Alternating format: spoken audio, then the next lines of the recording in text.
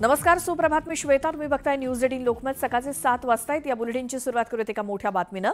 सतीश भोसले उर्फ खोक्याची गाडी पोलिसांनी जप्त केली आहे. मात्र सतीश भोसले पोलिसांना काही सापडलेला नाही. पोलिसांच्या 2 पथकांकडून खोक्याचा शोध सुरू आहे. दरम्यान बीडच्या शिरूर पोलीस ठाण्यामध्ये अमानुष मारहाण प्रकरणामध्ये खोक्याविरोधात 2 गुन्हे दाखल आहेत. त्यामुळे सतीश भोसले उर्फ खोक्याचा पोलिसांकडून कसून शोध सुरू आहे. मात्र त्याची गाडी पोलिसांनी ताब्यात घेतली आहे.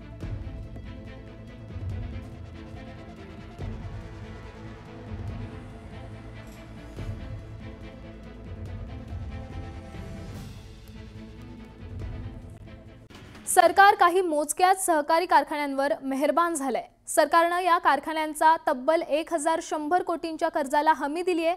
विशेष म्हणजे हे सर्व कारखाने सत्ताधारी नेत्यांशी संबंधित आहेत. सत्ताधाऱ्यांच्या कारखान्यांना सरकारची हमी. राज्य सरकार देणार 1100 कोटींची हमी. राजकीय मदतीची सत्ताधाऱ्यांकडून परतफेड.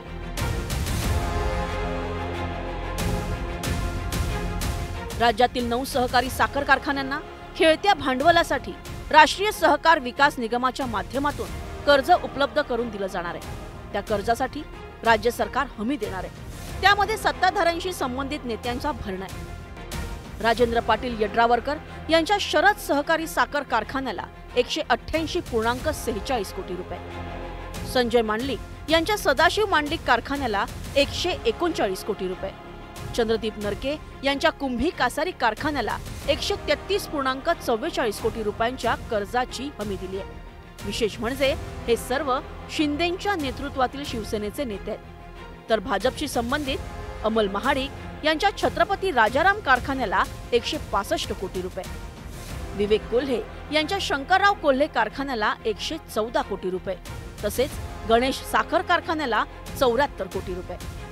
शिवाय मंत्री शिवेंद्रराजे भोसले यांच्या अजिंक्यतारा साखर कारखान्याला 39 कोटी रुपयांच्या कर्जाची हमी दिली आहे.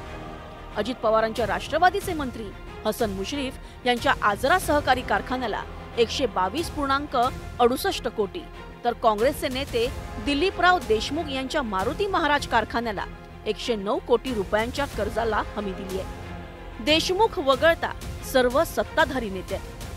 साखर उद्योग या महाराष्ट्राचा एक अर्थव्यवस्थेचा मोठा कणा आहे. मग तो कोणाच्या ताब्यात असेल, खाजगी असेल, सरकारी असेल, विरोधी पक्षाचा आमदार असेल, सत्ताधाऱ्याचा असेल, त्या कोणत्या पक्षाचा असेल, जिथं आवश्यकता आहे तिथं सरकारच्या मदतीची आवश्यकता आहे. परंतु थक हमीच्या नावाखाली सुद्धा सरकार सत्ताधारी पक्षाच्याच कारखान्यांना मदत करत आहे आणि आर्थिक मदत करताना सुद्धा सरकार सत्ताधाऱ्यांचाच विचार करते. लोकसभा निवडणुकीत महायुतीची मोठी पिछेहाट झाली होती. त्यानंतर डॅमेज कंट्रोल करण्यासाठी सत्ताधाऱ्यांनी साखर कारखानदारांना विश्वासात घेतलं होतं.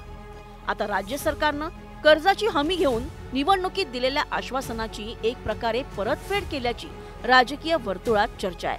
Bureau report, news 18 Lokmat.